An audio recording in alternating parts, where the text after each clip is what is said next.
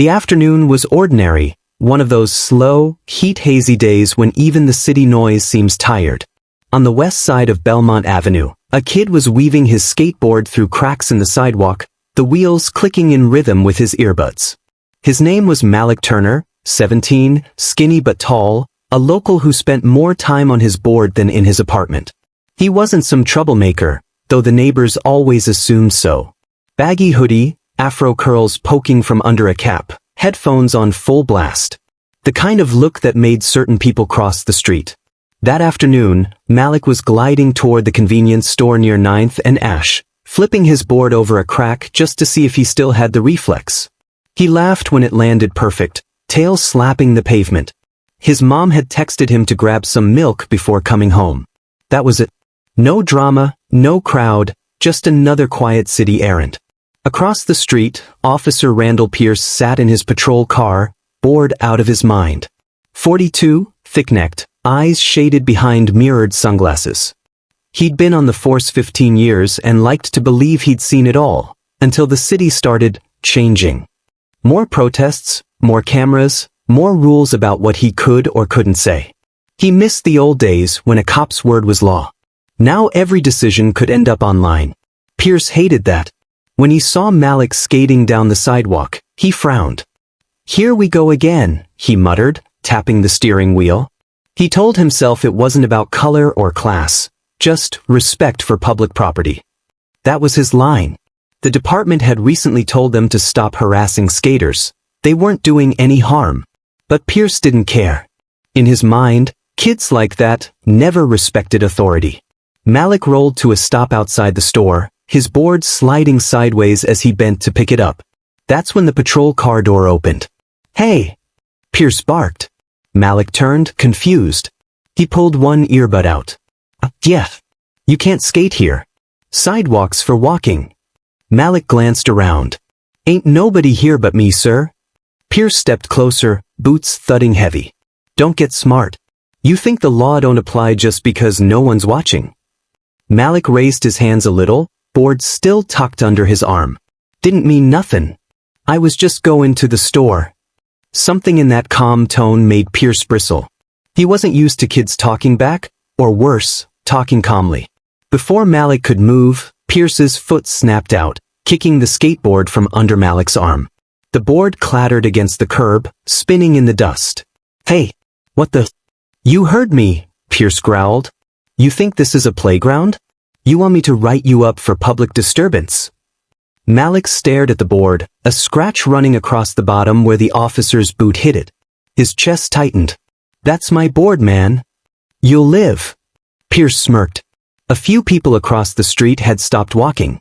A woman with grocery bags froze mid-step. A man near the bus stop pulled out his phone. "Go ahead," Pierce barked at them. "Record your little video.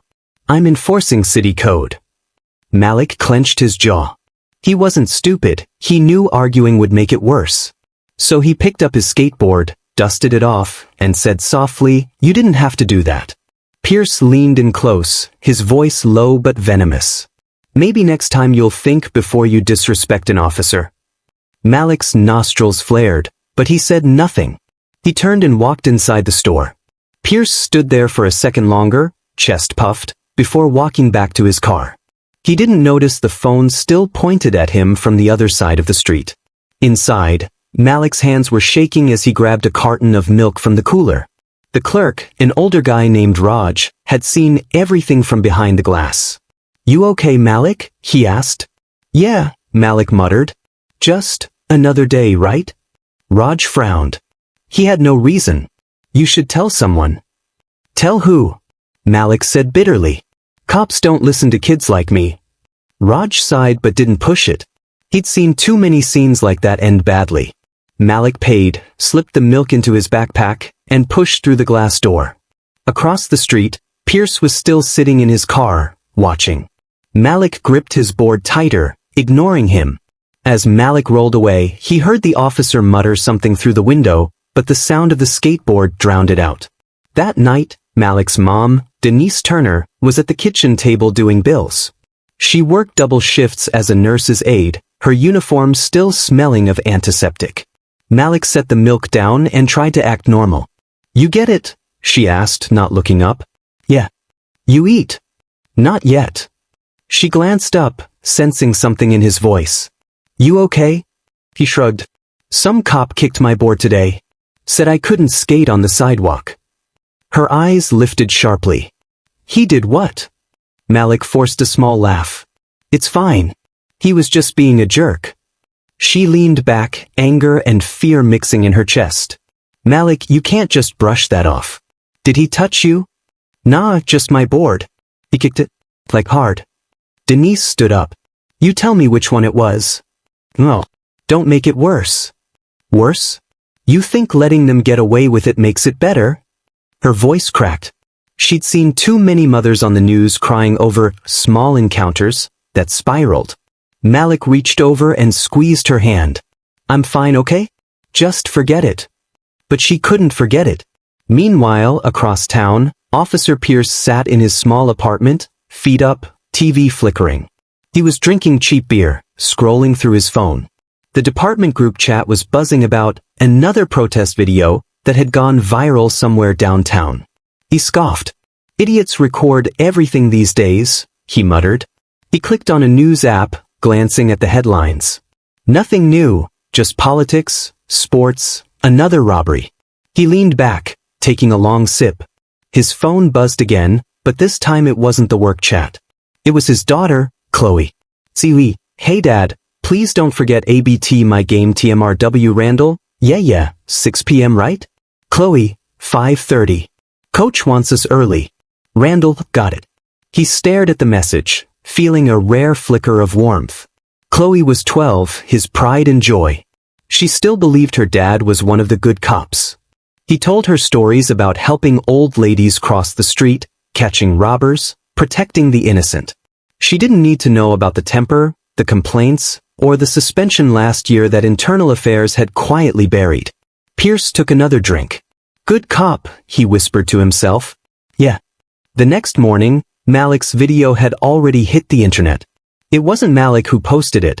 It was the man at the bus stop, the one who'd kept his phone steady the entire time. The caption read, Officer kicks teen skateboard for no reason. Belmont Avenue, for 17 p.m. Hashtag respect goes both ways. By 10 a.m., it had over 60,000 views. By noon, the city subreddit was full of arguments. Some defended the cop. Most didn't. Look how he kicks it like he owns the street. Kid wasn't even in the way. Another day in America. Malik didn't even know until one of his friends texted him a link.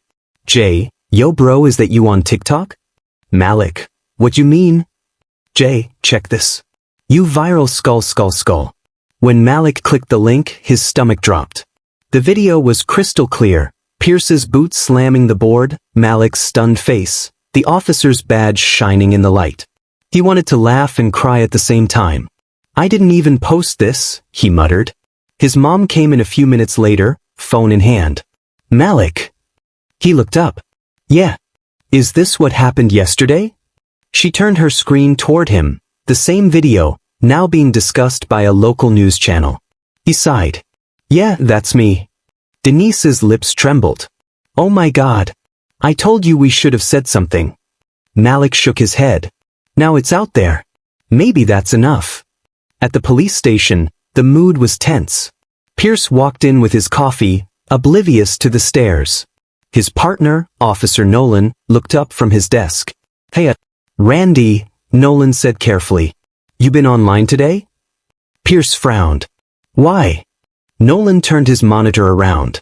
The video was playing. Pierce froze. His face in the clip, clear as day. The badge number visible. His heart dropped into his stomach. Son of a... Yeah, Nolan said. It's everywhere. Chief already saw it. Pierce slammed his cup on the desk. That kid was breaking the law. Doesn't matter, man. You can't kick people's stuff. You know how this looks. Pierce's mind raced. Internal Affairs. Suspension. Media outside his door. He stormed out of the room, grabbing his radio. They want to make me the bad guy, fine. I'll show them what happens when you turn on one of your own. But even as he said it, a small voice in his head whispered, "You kicked a kid's skateboard for nothing." He shut that voice down. That night, the story hit the evening news. The anchor's voice was calm, but the footage looped behind her again and again. Pierce's face, the kick, Malik's expression. The department has launched an internal investigation after video surfaced of an officer kicking a teenager's skateboard in what appears to be an unprovoked incident. Pierce watched from his couch, beer half finished. His phone vibrated nonstop, texts from colleagues, reporters, even his ex-wife. Then one message made him freeze. It was from Chloe. "See, Dad, why are people saying you hurt a kid?" He stared at the screen, fingers hovering. For once, he didn't know what to type. Outside, sirens wailed somewhere far away, but the sound felt closer, like the city itself was pointing at him. And for the first time in a long time, Officer Randall Pierce didn't feel like the one in control. The following morning, the air around the precinct felt thick, like everyone was waiting for something bad to happen. Conversations stopped when Officer Pierce walked in. Nobody laughed, nobody joked. Even the coffee machine's gurgle seemed quieter than usual. He headed straight for his locker, jaw locked tight. His badge glinted under the fluorescent lights, the same badge that was now burned into every phone screen in the city. "Pierce," a voice called from behind. It was Lieutenant Harris, his direct supervisor. Calm man, mid-50s, gray around the temples. He looked tired already. "Chief wants to see you," Harris said quietly. Pierce didn't answer. He slammed his locker shut and walked toward the office at the end of the hall. Inside, Chief Donna Kepler was sitting behind her desk, hands clasped. Her expression was neutral but sharp. "Randall," she began, "you know why you're here." Pierce crossed his arms. "That video's taken out of context." She nodded slowly. "Maybe. But the context doesn't change the optics. You kicked a civilian's property for no reason. That's not enforcement, it's aggression." He scoffed. That civilian was breaking the law. Sidewalk skating, endangering pedestrians. "There were no pedestrians," she interrupted. "We've reviewed the footage." Pierce's mouth opened, but no words came out. She slid a paper across the desk. "Effective immediately, you're on administrative leave, pending review." He stared at the paper, his heart thudding. "Leave? For a viral video?" "Randall," she said softly, "you've had complaints before. We've buried them because you've been around a long time. But this time, it's everywhere. We can't bury the internet." Pierce clenched his fists. "You're throwing me under the bus." She met his glare evenly. "No. You drove yourself there." For a second, he thought about flipping her desk. But instead, he turned and walked out, the paper crumpled in his fist. That afternoon, Malik sat on his bed scrolling through comments. He didn't know how to feel. People were supporting him, sure, but strangers also argued under every post. "That cop's a disgrace." Kid probably mouthed off first. "Another reason we need body cams everywhere." He sighed, tossing his phone aside. His mom walked in holding a folded letter. "Malik, you got mail from City Youth Services." He frowned. "I didn't sign up for anything." Denise handed it over. Inside was a neatly printed invitation. "You have been nominated for the Belmont Youth Initiative Program for your example of composure and maturity in a public incident. We'd like to feature you in an upcoming community segment." He blinked. "Wait, what?" Denise smiled faintly. "Looks like someone noticed how you handled yourself." Malik shook his head in disbelief. "All I did was stand there." "Sometimes," she said softly, "that's what takes the most strength." Meanwhile, Pierce was sitting in his car outside his apartment, staring at nothing. He'd been suspended before, but this one felt different. He could feel the walls closing in. Social media, department pressure, maybe even lawsuits. He scrolled through his messages. One from an unknown number, "Hope you're proud of yourself, bully." Another, "How's it feel to be famous, pig?" And one from his daughter again. "Dad, kids at school showed me the video. They're laughing. Why'd you do that?" He swallowed hard, gripping the steering wheel. "I didn't do anything wrong," he whispered, but even he didn't believe it anymore. The guilt sat in his chest like a stone. That night, Malik went to a small skate park with his friend Jay. The lights were dim, half the bulbs flickering. "Yo," Jay said, flipping his board. "You realize you're like, famous now?" Malik smirked. "Yeah, for getting my board kicked." Jay shrugged. "Still counts." A group of younger kids came over. "You the dude from the video?" one of them asked. Malik hesitated. "Yeah, I guess." "Man, that was crazy," another said. "You kept your cool, bro. Respect." Malik smiled faintly. It was strange hearing that. Respect, for doing nothing. But deep down, he liked that maybe something good could come from it. A few days later, a local TV reporter knocked on the Turners' apartment door. Denise opened it, unsure. "Can I help you?" The reporter smiled politely. "Hi, I'm Sandra Lee from Channel 9. We're doing a story about youth accountability and community relations with police. Could we interview Malik?" Malik came into the living room, surprised. Me?" Sandra nodded. "We think your response to what happened shows maturity. We just want to hear your side." Denise looked wary, but Malik nodded. "Okay." They filmed in the living room. Sandra's questions were soft but clear. "Were you afraid when the officer approached?" Malik thought for a second. "I wasn't scared, just tired. Tired of having to prove I'm not doing anything wrong." Sandra nodded slowly. "And what do you want people to take from that video?" Malik looked straight at the camera. "That respect should go both ways. Badge or no badge." That night, the interview aired. It wasn't sensationalized. It was quiet, honest. And the clip of Malik saying, "Respect should go both ways," spread faster than the original video. People started tagging it under the hashtag respect goes both ways. Teachers shared it. Activists reposted it. Even some cops did, anonymously. Pierce saw it. He sat on the couch in darkness, his own reflection staring back from the TV. The kid's voice echoed through the room. "Respect should go both ways." Something in Pierce cracked. He muted the TV, set down his drink, and pressed his palms to his eyes. His daughter's voice haunted him next. "Why'd you do that?" He hadn't slept properly in days. He hadn't shaved. The department hadn't called. He was a ghost with a badge number everyone knew. For the first time, he felt what it was like to be judged by a snapshot. A few seconds of action with no one asking who you were beyond it. Maybe he thought that's how that kid had felt every day. The next morning, Pierce got up before dawn. He drove across town aimlessly until he ended up near Belmont Avenue, the same spot where it all happened. He parked a block away and sat there, staring at the sidewalk. Everything looked smaller in daylight. Just an ordinary curb, a convenience store, a patch of cracked pavement.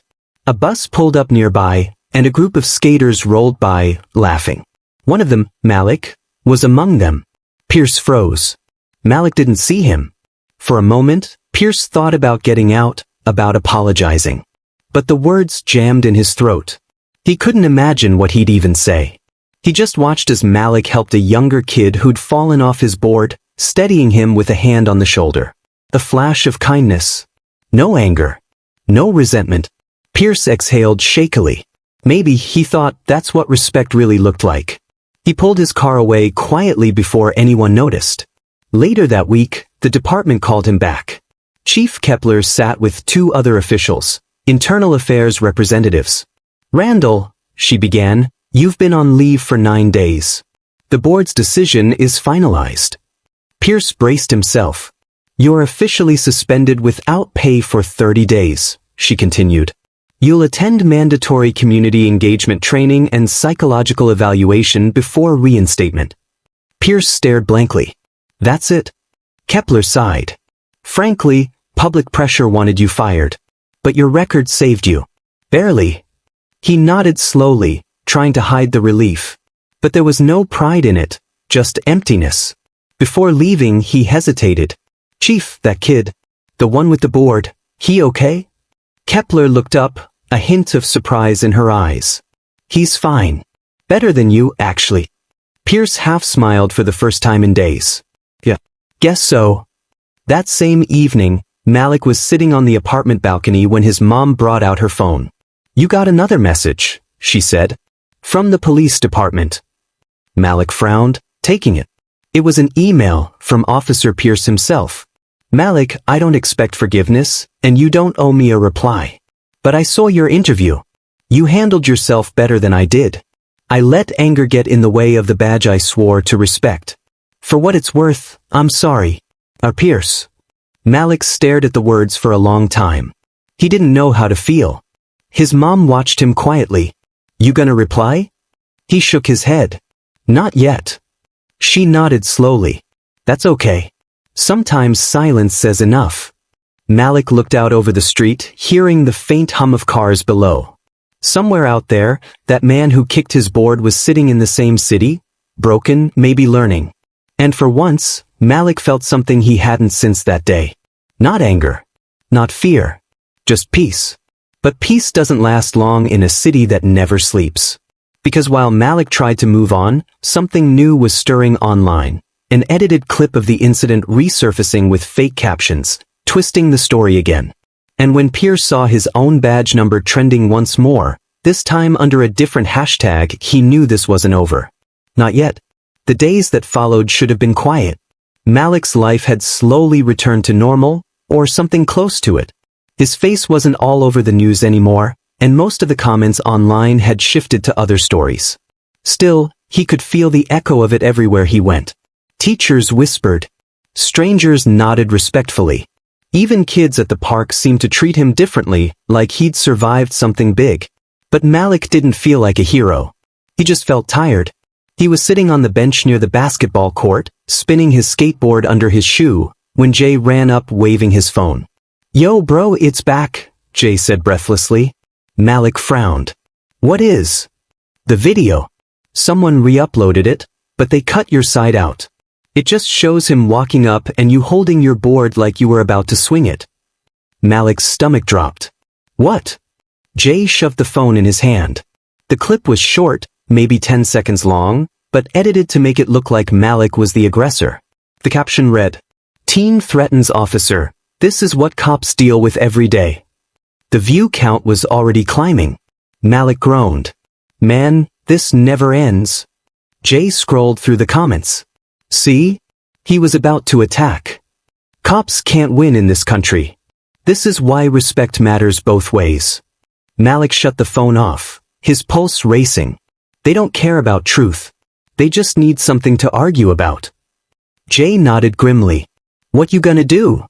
Malik stared at the ground. I don't know. But I can't let them twist it. Across town, Officer Pierce was sitting in his kitchen, the glow of his laptop lighting his face. He'd just seen the same edited video, and this time, his badge number was trending again. Except now, people were defending him. The comments praised his restraint, calling Malik aggressive and disrespectful. Pierce scrolled through jaw tight. He should have felt vindicated. But he didn't. He knew the truth. He knew what really happened. And this twisting of reality, felt worse than the first time. He picked up his phone, scrolling to Malik's old email. He hadn't gotten a reply. Maybe he never would. But something inside him knew what he needed to do next. He opened a new email draft and typed. Malik, I saw what they're posting. I know it's wrong. I'm going to fix this. Pierce. He hit send before he could overthink it.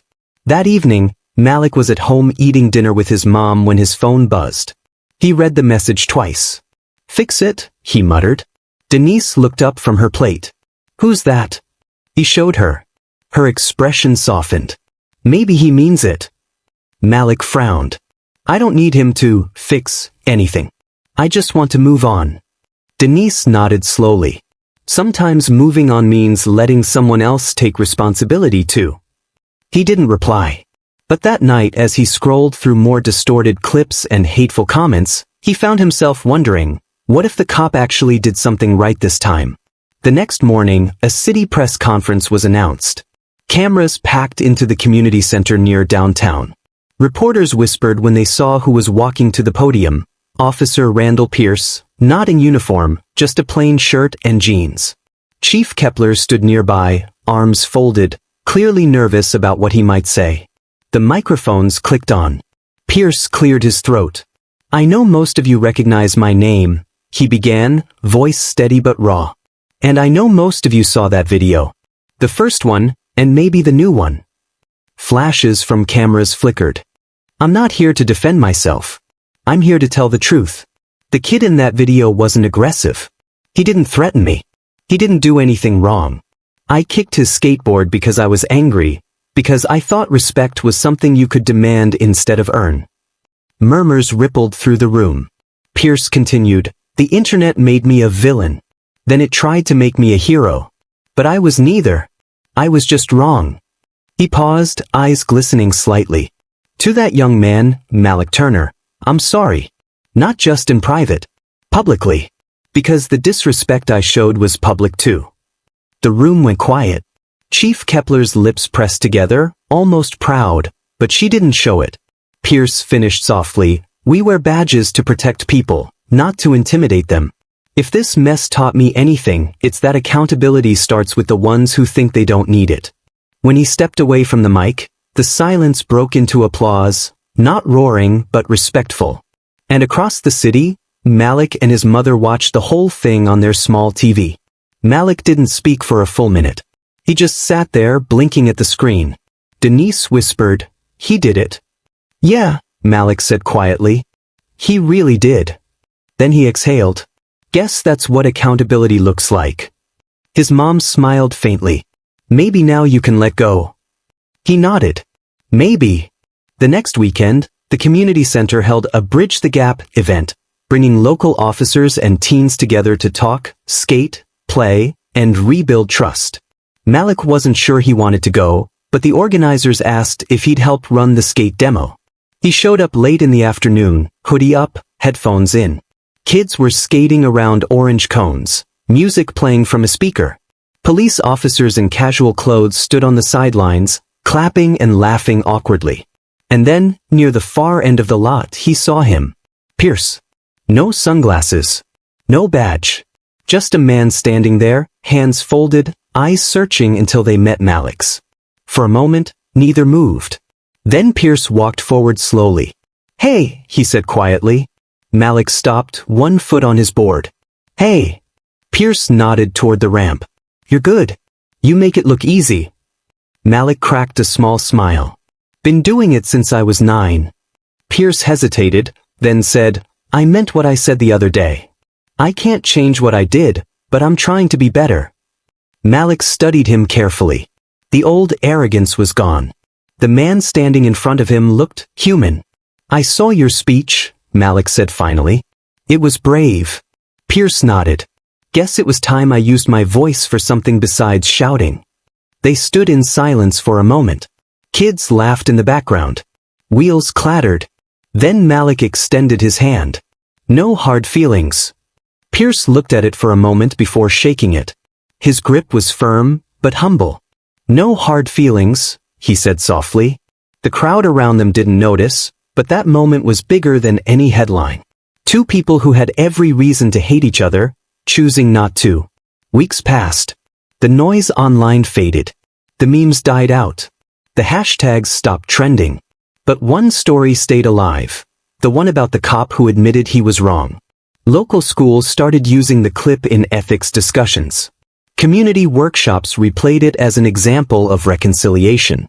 And when Malik spoke at a youth panel months later, he ended his speech with the same words he'd said on TV. Respect should go both ways. Pierce, sitting quietly in the back row that day, smiled. Afterward, he walked up to Malik. You ever think about joining the department one day? He asked. Malik laughed. Me? I don't think they'd want a skateboarder with an attitude. Pierce grinned. Maybe that's exactly what they need. Malik shrugged. We'll see. They parted with a nod, two lives that had collided by anger and ended with something close to understanding. That night, as the city lights glowed through Malik's window, he stared at his old skateboard leaning against the wall. The scratch from Pierce's boot was still there, a thin scar on the wood. He ran his fingers over it, smiling faintly. It wasn't just damage anymore. It was proof of everything that had changed. Proof that sometimes, the ugliest moments can still leave something worth keeping. He whispered under his breath, almost like a prayer, respect goes both ways. If this story hit you, if it reminded you that real change starts with humility and heart, then don't scroll past. Drop your thoughts below, share this video with someone who needs to hear it, and most of all, subscribe to Residential Stories for more powerful true stories every week.